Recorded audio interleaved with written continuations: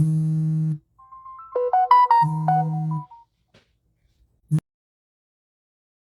are you, Mama? I'm fine. How are you doing? I'm okay. What are you trying to do?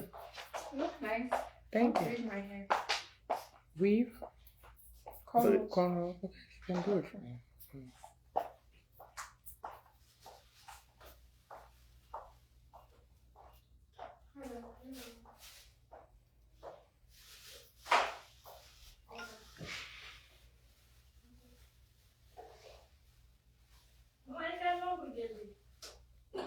Do you do usually for how much? $40?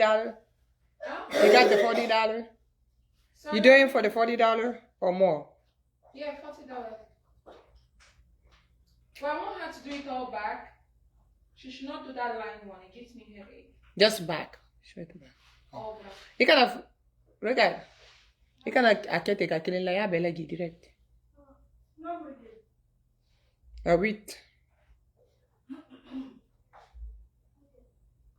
8 ou bien 10. Salut, salut. Salut tout le monde, salut tout le monde. Venez, on va causer un peu là. Aujourd'hui, là, on va faire 2 directs. Donc, connectez-vous. Connectez-vous, mes amis. Eh, qu'est-ce qu'il y a? Oh. Excusez-moi. Hein. Au lieu que ça vous montre mon visage, c'est parti vous montrer l'ordinateur. Ah non. Je sais que quand vous êtes là, c'est pour me regarder. C'est pas pour regarder l'ordinateur. Je m'excuse. Hein? Venez, venez. Pourquoi on a beaucoup à causer là. Vous m'avez beaucoup manqué. Venez, venez, venez, venez, venez, venez, venez. Venez, venez. Je vais voir qui est là-haut. Mon Banabana est là. Banabana est là. Banabana, c'est comment? Comment vas-tu, mon frère chéri? Le fidèle de tous les temps. Banabana n'est pas un caméléon, hein? Banabana n'est pas un caméléon. Banabana est toujours là, toujours là. Attendez, envoyez-moi les cœurs, non, pour que je puisse vous dire bonjour comme Banabana. Ouais, Banabana est mon frère chéri, il est toujours là. Vous avez vu, j'ai partagé avec vous mes moments agréables avec la fête de l'indépendance nationale de la Guinée. Ça s'est très bien passé. Le week-end passé, on était là, toute la République ensemble. La Haute-Guinée, la Basse-Guinée, la Moyenne-Guinée, la Guinée forestière. On était en famille. C'était vraiment adorable. C'était bien. Il n'y avait pas Soussou, il n'y avait pas Malinké, il n'y avait pas Poulard, il n'y avait rien que la République de Guinée. Il n'y avait que la République de Guinée. C'était vraiment beau. Il fallait être là. L'année prochaine, venez fêter avec nous. Ça sera cette fois-ci à Austin. Et là, je vous dis, hein, la tête de l'organisation se trouve là-bas. Alors là, c'est Monsieur Amadou. Il est prêt à mettre le paquet. Il dit que ça sera du jamais vu aux États-Unis. La fête de l'année prochaine de l'indépendance de la République de Guinée par les Texans, ça sera l'année prochaine à Austin. Donc, si vous avez besoin de savoir les renseignements et tout, faire la réservation à temps, vous pouvez nous contacter et puis nous pourrons vous aider. Vous allez prendre vos tickets. Pour toutes les personnes qui sont aux États-Unis, ça ne va rien coûter. Quand tu le prends à temps, c'est moins de $200 pour un billet aller et retour. Donc, si tu sais pas comment trouver les billets moins chers pour l'événement, vous pouvez me contacter. Je peux vous montrer comment trouver un billet aller et retour qui n'est pas plus de $200. Je vous assure, ça ne fera même pas 200. Et vous pouvez réserver, on peut réserver l'hôtel aussi à temps. Vous travaillez beaucoup, mais il faut avoir le temps pour vous-même. Il faut avoir le temps d'un peu fêter, d'un peu souffler. Parce que le boulot là, ça ne finira pas. Hein. Donc, ne vous laissez pas seulement aller avec le boulot seulement. De temps en temps, venez fêter avec vos frères et sœurs pour qu'on puisse savoir qu'on est en communauté. OK? Donc, vraiment... Je ne vois pas assez de connexion. Banabana, tu n'as rien partagé. Tu n'as pas partagé. Je ne vois pas assez de connexion, Banabana. Ah, ça là, je ne suis pas contente. C'est quoi? Partager, non. On va causer de l'ignorance des intellectuels guinéens. J'ai une vidéo que je veux discuter avec vous. Ah, je disais, madame Natéa, finke blala. Ah. Mbaye Kalia, parce qu'il n'a fini. Ah. Elle fait trop de bruit là. Donc, partagez, partagez, Banabana. Il n'y a pas assez de partage. Il y a qui et qui ici? Envoyez-moi les cœurs pour que je puisse vous dire bonjour. Je veux voir les noms. Je veux dire bonjour à mes invités. C'est la politesse. Hein? Partagez, partagez, partagez au maximum. Comme Banabana, partagez au maximum. Ça ne va pas durer. Vous savez qu'ils ont bloqué nos pages. C'est pas facile que tout le monde sache qu'on est en direct. Donc, c'est si vous partagez que ça nous permettra d'être vraiment suivis. Donc, je compte sur vous pour vos partages, s'il vous plaît. Partagez, partagez, partagez.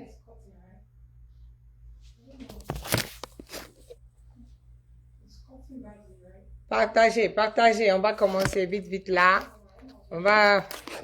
Oui, Madina Keita, comment vas-tu? Ça va? Et Traoré Mousso, enfin, moi je suis toujours là. C'est toi qui as disparu. Soumala Condé. Soumala, est-ce que tu as partagé? Mes esclaves là, comme Mohamed Condé aussi. Vous n'avez pas assez partagé, hein? Je ne vois pas assez de partage. Ah. Demandez, tu es revenu pour ta chérie, il faut partager. Montre-moi que je suis ta chérie ici là. Partagez pour moi le max. Partagez le maximum, s'il vous plaît. Je compte vraiment sur vos partages. On va un peu discuter des soi-disant politiciens de la Guinée qui veulent gérer notre nation. On va parler de... Hey, c'est ma soeur ça. Voilà, hey. Vous voyez ma grande soeur ici? Dites-lui bonjour. Ma soeur, son nom c'est Kumba Diallo. C'est ma grande soeur chérie, hein. Quand je suis à Conakry, c'est elle qui s'occupe de moi. Elle est tout pour moi, Banabana. Dites bonjour à la grande sœur. C'est la grande sœur de tout le monde ici. C'est ma sœur de cœur, ça. C'est à cause d'elle que la première fois, j'ai visité la Tunisie. Quand elle était là-bas, je suis partie la voir. Rien que pour la voir, pour vous dire combien de fois je tiens à elle. Gros bisous à ma sœur. Je vais t'appeler après, on doit causer. Merci beaucoup, ma sœur chérie. Soumaïla Condé, partagez cette vidéo. Elle ne va pas être longue. On va un peu... Hadia Gale est là. Bonjour, bonjour, bonjour, Hadia Gale. Comment vas-tu, ma chérie? Tu vas bien? Ça fait un bail, là, je te vois pas. Je vous connais tous, hein. Toutes les personnes qui viennent dans le show, là, je les connais. Donc, partagez. Et nous allons avoir un autre show en fait, à 18h de Conakry. Je vais avoir quelques invités qui vont venir. Je compte avoir un représentant du RPG du Sénégal qui doit venir, un représentant de la Guinée, et je compte aussi que notre papa, Namaramani, de nous rejoindre s'il a le temps, s'il peut. Il a dit il va voir. Donc s'il peut, Namaramani Traoré que vous connaissez là, qui a dit que Doumbouya ne doit pas se présenter là. S'il a le temps, il va venir parce qu'il a un message encore pour la jeunesse. Donc, on va avoir un show tout de suite entre 18h et 18h30. Donc, soyez prêts à vous connecter. Ça va être très intéressant. OK? Donc, nous allons parler. On m'a envoyé une vidéo d'un blogueur politicien que je suivais depuis le temps du professeur Alpha Condé, du nom de Suleiman. Vous devez tous le connaître. Donc, je vais vous faire écouter un peu. Et il se plaint de Mamadi Doumbouya avec l'invitation que Mamadi a lancée à Makosso, qui est venu à Conakry en visite. Je veux que vous suivez ça et je vais vous dire pourquoi je voulais partager ce moment-là avec vous. J'ai vu cette vidéo. J'ai vu cette vidéo qui m'a poussé à faire ça. Une vidéo. Vous êtes là avec le général. Combien de grades même? J'ai oublié. Les gars sont spirituels, les fois. Qui est là en visite. C'est la première fois que vous venez en Guinée. La deuxième fois. La première fois, je suis tombé amoureux. Et j'ai décidé la deuxième fois de venir. Cette fois-ci, quel mot je peux dire qui va pas choquer. Je suis tombé amoureux. Je suis venu maintenant demander la main de la Guinée. Je lui fais une demande en mariage. Je suis venu payer la dot. Mais la Guinée, c'est la plus belle femme au monde. Mais moi, je vous dis, hein, non. Et puis est-ce que tu as eu l'occasion? Au fait, je suis tombé sur cette vidéo. Parce que là, finalement, je ne la suis pas. J'étais sur Facebook, là où on voit les vidéos là. Je voulais voir si je peux voir les matchs de Neymar et tout. puis je suis tombé sur cette vidéo.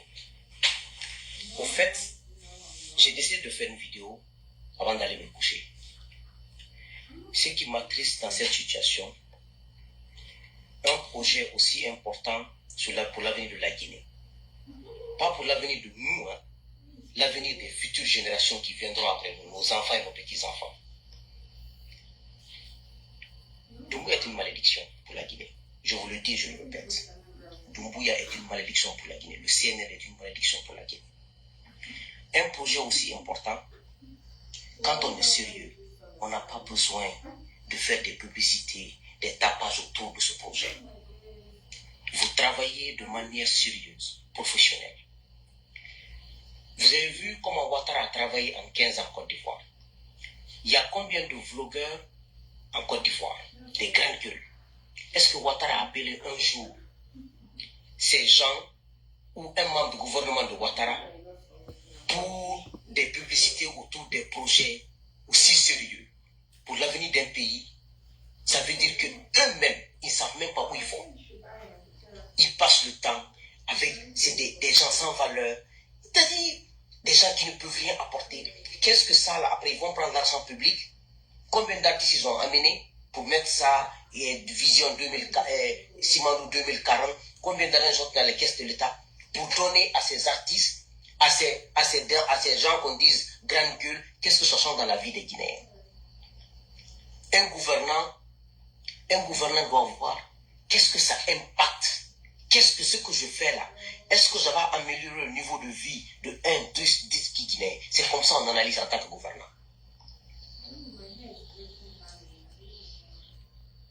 Bon, je vais arrêter la vidéo ici parce que je voulais que vous ayez une idée de l'essentiel, quoi. Pour ceux qui ne parlent pas français, un cas vidéo maintenant terminé, Suleiman Kondé les Kantenya, Al Siamanka Suleiman Kondé. Sir, ma'am, can you... Al Siamanka vidéo, mais Al Siamanka Suleiman Kondé long, depuis le temps du professeur Alpha Condé, Al Kalon, combien de fois il était critique du gouvernement du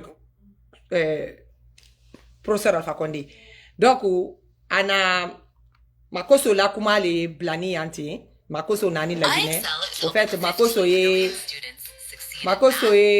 Mamadi Doumbouya l'a invité, il dit quoi?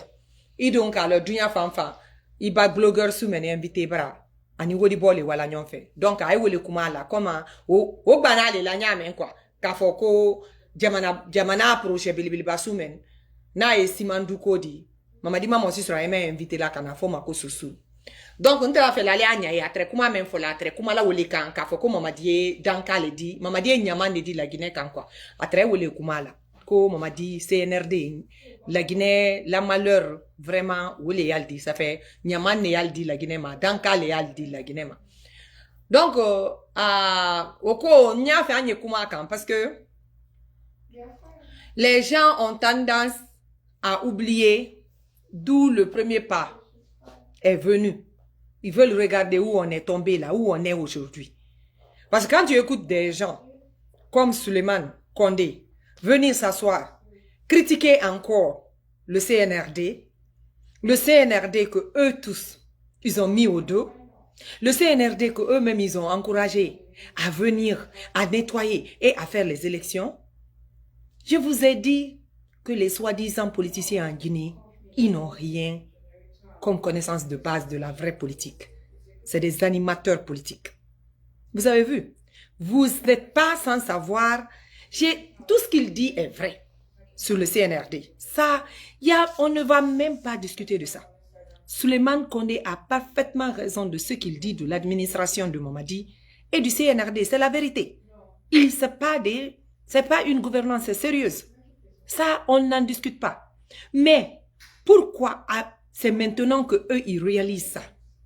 Pourquoi il n'y avait pas cette analyse critique de la part d'un Suleiman de comprendre dès le début que tu ne peux pas laisser un militaire venir tuer, massacrer, faire disparaître des innocents pour prendre le pouvoir dans le sang et que tu vas t'attendre qu'il va te donner le résultat que toi tu rêves d'avoir depuis? C'est pas possible, Suleiman. Taguez-moi, Suleiman, dans ce que je dis là, s'il vous plaît. Suleiman, tu ne devais jamais Jamais, au plus grand jamais. Telle que soit ton opposition au professeur Alpha Condé, tu ne devais pas applaudir un coup d'état militaire. Tu ne devais pas le faire. C'est là-bas que vous avez tous fait l'erreur. Vous avez applaudi pour le malheur de la Guinée. Cette malédiction dont tu parles, dont la Guinée, dont CNRD est pour la Guinée, c'est vous qui avez lancé ce sort-là sur la Guinée. Je vous jure, vous êtes responsable de ce sort de la Guinée. Cette malédiction, vous êtes la cause. Vous tous qui avez applaudi, encouragé que Mamadi s'installe, croyant aussi qu'il va faire les élections. Un coup d'état sanglant comme le coup d'état de Mamadi, comment tu peux avoir des résultats nobles et apaisants? C'est pas possible. C'est pas possible. Tu peux pas faire un coup d'état aussi sanglant que le coup d'état de Mamadi. Tu y es plus de 200 soldats et croire que le résultat de cela, de ce coup d'état-là, sera ce que vous qui avez souhaité le coup d'état, que ce résultat sera là. Mamadi a dit qu'il a pris... Attendez, donnez-moi une seconde. Hein? Allô? Yeah, il a n'y de la tenue banni qui l'imbra font comme un message la wema. Ndi rappelez ça. Hein? Ok, je te rappelle. Tu peux pas faire un coup d'état aussi sanglant. Mamadi a dit devant le peuple de Guinée ici qu'ils sont partis rencontrer la mort. Qu'ils sont partis à la mort pour prendre le pouvoir là. Qu'est-ce que vous croyez que... C'est-à-dire, le Guinée... C'est-à-dire, ils n'ont pas d'analyse critique, quoi. Ils n'analysent pas les choses critiques. Ils ne font pas une analyse critique de comportement de l'être humain. Sinon, même quand il a dit ça, on est parti à la mort. On est parti à la mort. Ça veut dire quoi? Ça veut dire, on ne va pas donner ça comme ça. Le pouvoir là ne quittera pas de notre main là comme ça. Mais avec la haine que les gens ont ou ont développé, ils n'ont pas voulu. C'est-à-dire, le citoyen guinéen était tellement aveuglé, soit par l'ignorance, la naïveté et la haine, qu'ils n'ont pas voulu ouvrir les yeux. Mais sinon, ne serait-ce que ces déclarations de ce jour-là, qu'on est parti rencontrer la mort pour ce pouvoir-là, ça devait nous faire tous savoir que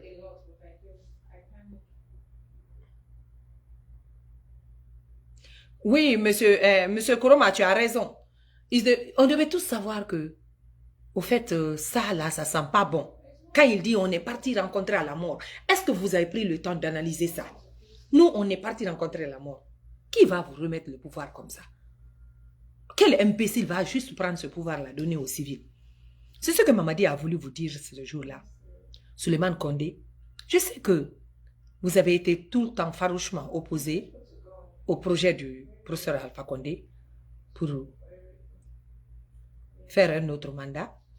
Mais ça vous a tellement aveuglé que finalement, vous n'avez pas vu que pour celui que vous applaudissez là, va être pire que ce que vous avez détesté. Et vous partez à donner l'exemple de Ouattara. Dans votre cas, Ouattara n'est pas le bon exemple à donner. Parce que Ouattara aussi a fait un 3e mandat. Si tout ton problème avec le professeur d'abord, prime abord, était un 3e mandat, le Ouattara dont tu parles là, dont tu élèves, le niveau de gestion, a fait un 3e mandat. Donc, il n'est pas le bon exemple pour toi à donner, Suleiman. Comme je le dis, je le répète, je suis d'accord avec l'analyse qu'il a fait du cheminement de l'administration de Mamadi. C'est la vérité, il a raison. Mais où il n'a pas raison, c'est eux qui sont à la base de la consolidation du pouvoir de Mamadi. C'est eux qui ont fait la fondation du pouvoir de Mamadi. C'est eux qui ont applaudi le coup d'état de Mamadi. Il est parti même à dire, Mamadi n'a qu'à bien faire, ils n'ont qu'à faire les élections. C'est là-bas que vous vous êtes trompé. C'est là-bas que vous avez montré que vous ne connaissez pas la politique. Parce que parmi toutes les personnes qui sont venues sur réseaux sociaux ici, j'ai été l'une des personnes qui n'a jamais fait confiance à Mamadi. Je le dis haut et fort. Peut-être si on est, peut-être 2 personnes auraient. Tous les autres ont cru qu'à un moment, Mamadi fait les élections. On va aller aux élections, on va aller aux élections. Quelle élection? Quelle élection? Vous avez été très naïfs. Tous les grands blogueurs ont été naïfs. Celui qui n'a pas d'accord n'a qu'à venir me dire le contraire. Tous les grands blogueurs de la République de Guinée ont été naïfs avec Mamadi. Ont été prouver leur immaturité politique avec Mamadi. Parce qu'ils ont tous cru en lui qu'il va faire les élections présidentielles. Moi, j'ai toujours dit que Mamadi ne fera aucune élection présidentielle. Et même s'il fait les élections présidentielles, ce sont des élections qui vont lui profiter. Parce que il ne veut pas quitter le pouvoir. Parce qu'il sait que tout ce qu'il a fait comme crime, en quittant le pouvoir, il doit faire des comptes rendus. Vous tous qui suivez ici, vous savez que je l'ai dit et je l'ai répété. Les records sont là, les vidéos sont là. Je n'ai jamais salué, je n'ai jamais encouragé qu'on accepte cette idée qu'ils n'ont qu'à faire les élections. Parce que je sais que les élections, s'ils le font, rien de bon ne sera, rien de bon ou rien de fiable ne sortira de ces organisations électorales que nous, le peuple, vont apprécier. Le peuple ne va pas apprécier les élections qu'il va faire parce qu'il le fera en sa faveur. Il le fera de façon que ça l'arrange. Il le fera de façon que si ce n'est pas lui-même qui se présente, toute personne qui va se présenter sera la personne gagnante. Donc, si vous avez vos candidats, gardez-les dans les tiroirs parce qu'ils ne gagneront pas. Ça, c'est sûr et certain. Mais vous n'avez jamais voulu comprendre ça. Et jusqu'à la dernière minute, Mamadi parle d'élection et il y a des founia politiciens qui sont en train de dire qu'il n'a qu'à aller faire les élections. Si on doit se donner la main, donnons-leur la main pour les faire partir. Mais ces gens-là ne vont jamais lâcher le pouvoir. Mamadi ne fera pas un mandat, Mamadi ne fera pas 2 mandats, Mamadi ne fera pas 3 mandats. Mamadi fera minimum 4 mandats, donc 40 ans. Il sera flanqué au pouvoir là-bas. Moi, je vous dis ça aujourd'hui. Si vous croyez qu'il est venu pour partir, vous n'avez rien compris. Donc, les Souleymane Condé et consorts, toutes les personnes qui ont applaudi, sachez, Aïcha,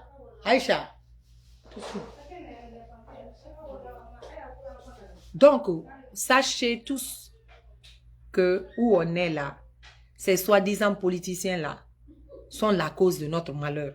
Parce que c'est eux qui nous ont mis dans tout ça. C'est eux. Parce qu'il n'y avait pas plus venimeux, plus viral que Souleymane Condé sur les réseaux sociaux. Sur le régime du professeur Alpha Condé. Et quand le CNRD est venu, on a vu tout ce qu'il a dit sur les réseaux sociaux. Son engouement, son enchantement, sa joie et tout ce que tu peux croire. Si la même personne là vient aujourd'hui pour dire que le malheur de la Guinée, c'est le CNRD. Oui, c'est le CNRD, le malheur. Mais un malheur qui a été jeté par vous. C'est vous qui avez jeté le malheur là même sur le CNRD. Vous qui l'avez applaudi, vous qui l'avez encouragé, vous qui l'avez soutenu, vous qui avez fait le tour du monde pour que le monde entier accepte leur pouvoir. C'est vous, vous êtes la vraie cause du malheur de la Guinée. Vous êtes la vraie cause de pourquoi on est dans ce qu'on est là. Parce que vous avez toujours créé des troubles dans le pays. Vous n'avez jamais donné la quiétude, la tranquillité au professeur Alpha Condé de travailler. Vous avez toujours tout critiqué. Tout ce qu'il faisait, il n'y avait rien de bon dedans pour vous. Vous avez toujours tout critiqué. Mais malheureusement, ça a fini de la manière que ça a fini là. Parce que Dieu voulait vous montrer que trop c'est trop. Que vous avez exagéré. Parce que toi-même, tu sais où tu es là. Aujourd'hui, Souleymane Condé. Tu ne peux même pas mettre pied en Guinée comme ça. Sans qu'on t'amène à la maison centrale. Donc, cette situation, vous l'avez créée, vous tous, qui avez donné le fauteuil présidentiel à Mamadi. Même les gens qui sont partis à son inauguration. Ce jour-là, j'ai beaucoup ri. J'ai dit. C'est-à-dire, vous ne connaissez pas la politique, vous les politiciens guinéens. Vous devrez rentrer encore à l'école pour un peu apprendre à plus faire de la politique. Sinon, notre pays est vraiment foutu pour de longtemps. Pour très longtemps. Du fait que vous ne pensez qu'à vos intérêts personnels. Du fait que tout ce qui vous intéresse, c'est moi là. C'est ce qui va faire que le pays va toujours s'ouvrir. Apprenez à faire des analyses profondes avant de vous lancer dans la gueule du loup. Parce que c'est ce que vous avez fait là. Vous avez tous laissé le loup vous avaler. On vous a chassé, vous ne pouvez plus venir, vous êtes tous radiés de la fonction publique, il faut le dire comme ça, pour ceux qui sont fonctionnaires.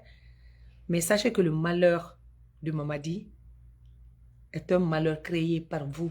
Vous qui l'avez encouragé, vous qui l'avez soutenu, vous qui êtes partis tous voir les institutions internationales d'accepter son pouvoir. Voilà, regarde le sort maintenant de tout un chacun d'entre nous. Où sont les Fonike Mangue aujourd'hui? Où sont les Biloba aujourd'hui? C'est dommage, c'est regrettable. Ce n'est le souhait d'aucun Guinéen de voir le pays traverser ces moments de crise que nous n'avons jamais connus dans notre existence. Mais quelque part, Dieu aussi voulait nous sanctionner.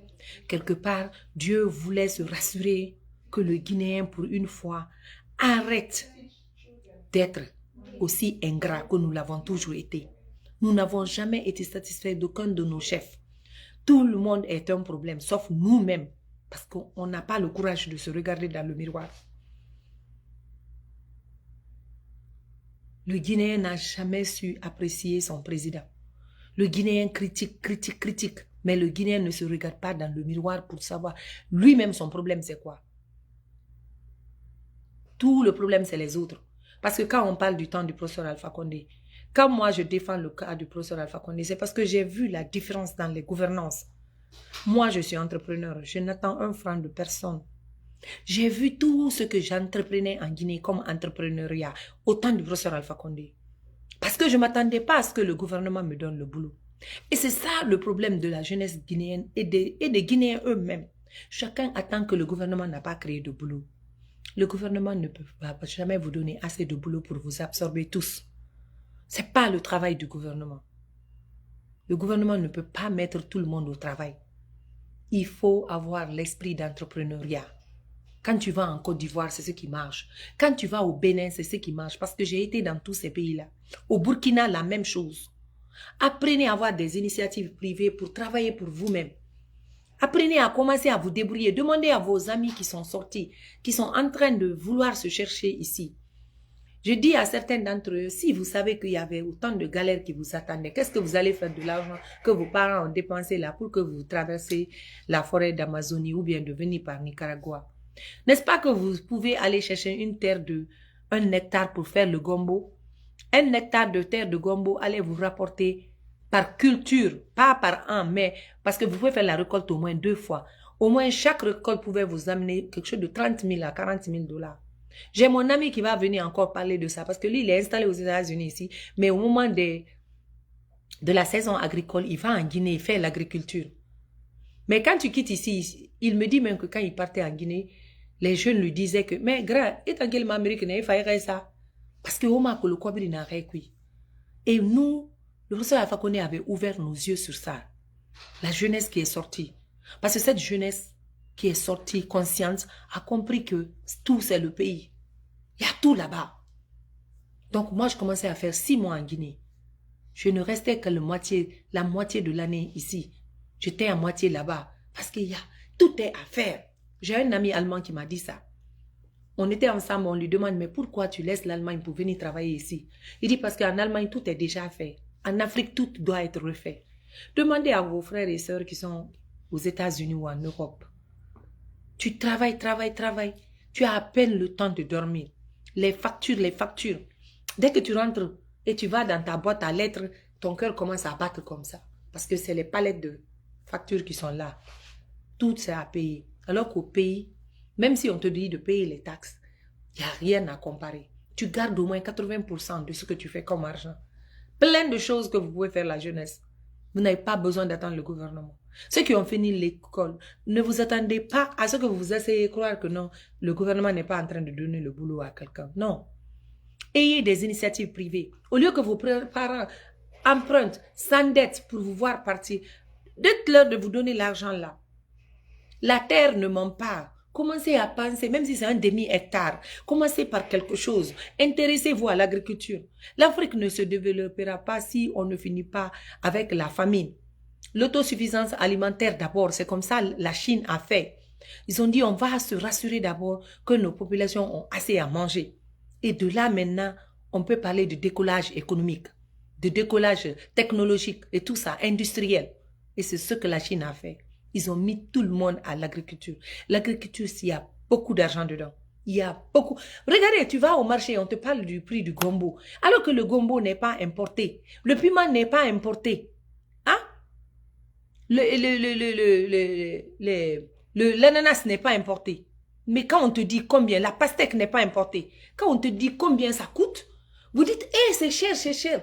Mais combien de personnes prennent l'initiative pour dire que, bon, tu sais, maman, papa, au lieu que vous donnez l'argent là, aux trafiquants là, pour m'aller m'abandonner au milieu du désert, donnez-moi au moins 50 millions ou 30 millions là. On va chercher même à emprunter. Vous n'avez même pas besoin d'acheter les terres actuellement. Vous pouvez louer les terres. Vous allez un demi-hectare, vous louez ça. Vous vous entraînez, vous apprenez à savoir comment on fait la culture du gombo, ou bien le piment, ou bien le pastèque. Je vais faire juste un demi-hectare. Vous payez à quelqu'un 1, 2 millions, 3 millions, ils vont vous laisser utiliser leur terre. Vous faites ça, vous surveillez ça, vous nourrissez ça, et puis vous faites la récolte de ça, et puis maintenant vous allez confirmer. Ce qui est sûr et certain, l'année qui suit, vous allez, au lieu d'un demi-hectare, vous allez faire 1 hectare. Après, 2 hectares, 3 hectares. La jeunesse, vous pouvez faire ça. Et ça, c'est facile, ça peut être à la portée de tout le monde si vous vous intéressez. Vous ne pouvez pas vous asseoir dans Conakry et les cafés et les... comment vous appelez ça? Grains. Vous ne pouvez pas vous asseoir sur le grain là-bas, en train de mentir sur les politiques étrangères de tout ce qui se passe dans le monde. C'est vous qui connaissez tout, plus que tout le monde. Et vous croyez que le développement va venir vous trouver là-bas. Ça, il faut que vous oubliez ça. Au lieu d'aller vous asseoir devant les cafés, renseignez-vous, comprenez un peu l'agriculture, allez devant les personnes qui connaissent, qui ont déjà fait ça, qui ont cultivé ça, comment ils ont fait, forcez un peu les portes et vous allez voir si ça ne va pas s'ouvrir. Moi, ça a toujours été mon initiative. Comment initier plus les jeunes à l'agriculture? Parce que l'agriculture ne ment pas. Tu le fais, tu vas aider ton pays, mais tu vas t'enrichir aussi. Et c'est de l'argent noble et propre. De l'argent noble mais propre. Moi, c'est ça mon ambition. Si on pouvait m'envoyer, nous donner la chance de nous enlever les vauriens de CNRD là, vous allez me voir sur mes champs. Vous allez voir ce que je vais faire. Vous allez tous voir. Moi, je ne suis pas femme-femme. Hein. Je suis femme-homme. Vous allez me voir moi-même en train de travailler avec mes employés dans les champs. On peut faire l'ananas, on peut faire les pastèques, on peut faire tout. Il y a tout est à faire et tout marche. Le piment, si on vous dit la récolte du piment, je vais envoyer quelqu'un qui l'a fait. Moi, je ne l'ai pas fait, mais la personne qui a quitté les États-Unis pour aller faire ça et les recettes qu'il a fait, vous ne pouvez pas croire. Ce qu'il doit faire toute l'année ici, il est parti là-bas, en 3 mois, 4 mois, il a fait ça. Vous-même, vous savez quand on vous parle du prix d'un sac de piment, ce que ça coûte, de gombo, ce que ça coûte. Ça finit pas. Tout. Une pastèque, on te parle de plus de 100 000. Mais pourquoi? Ça se cultive en Guinée. On peut comprendre ce qui est importé, il y a les taxes et tout ça là, les frais douaniers. Mais ce qu'on cultive en Guinée encore, si ça manque dans les marchés ou c'est excessivement cher, c'est parce qu'on ne cultive pas assez. C'est parce qu'il n'y a pas assez de concurrence. Mais qu'est-ce que vous faites? Vous vous asseyez le matin, vous finissez l'université là, les études académiques comme ça. Moi, si je suis ministre en Guinée ou je vais même, les trucs de l'université là, on va essayer d'arrêter ça. Ou bien, on va le faire de façon très, très limitée. Parce que nous avons besoin de formation pratique. La Guinée est un pays en chantier. On n'a pas besoin des longues études là. Des longues études là. Pourquoi? On a besoin de formations pratiques. On a besoin de formations en agriculture, de la plomberie, la construction, l'électricité. Les formations pratiques pour que les jeunes soient au travail. Et pour ça, il faut beaucoup d'investissement du gouvernement, c'est vrai, mais c'est les formations pratiques dont vous avez besoin. L'agriculture a besoin de beaucoup de jeunes. Tous ceux qui ont fini là, sont en chômage, peuvent faire quelque chose pour faire la différence, pour vraiment voir ce peuple-là avec une politique autosuffisante sur le plan alimentaire. On peut faire, je ne dis pas tout, hein, mais on peut le faire, nous, la jeunesse, si on s'intéresse. L'élevage, la même chose. Il y a tellement de choses à faire. Nous avons discuté de tellement de choses, même avec le professeur. Il y avait tellement de projets qui venaient, qui allaient vous aider tous à vous classer dans ce pyramide-là. Mais malheureusement, les bandits sont venus renverser tout, dilaper tout, et on est où on est là. De toute façon, je voulais faire une petite parenthèse par rapport à la vidéo de Souleymane Condé là, qu'il sache qu'il est part du problème que nous sommes en train de traverser actuellement. Il n'est pas innocent dedans. Donc, s'il y a vraiment le malheur en Guinée, ils sont tous des participants qui nous ont envoyé ce malheur-là. Il ne faut pas qu'ils se mettent à côté aujourd'hui. Donc, c'est ce que je voulais vous dire. Merci, Jomande. You're right. Merci. Merci beaucoup. Madina Keita, on est ensemble. Je ne vais pas rendre ça long. Je vais arrêter là. Comme je vous dis, je reviens tout de suite avec des invités. Et soyez connectés, quoi. OK? J'arrive et partagez cette courte vidéo à tout le monde. Partagez-la dans tous les groupes Banabana. On se retrouve tout de suite, OK? Merci.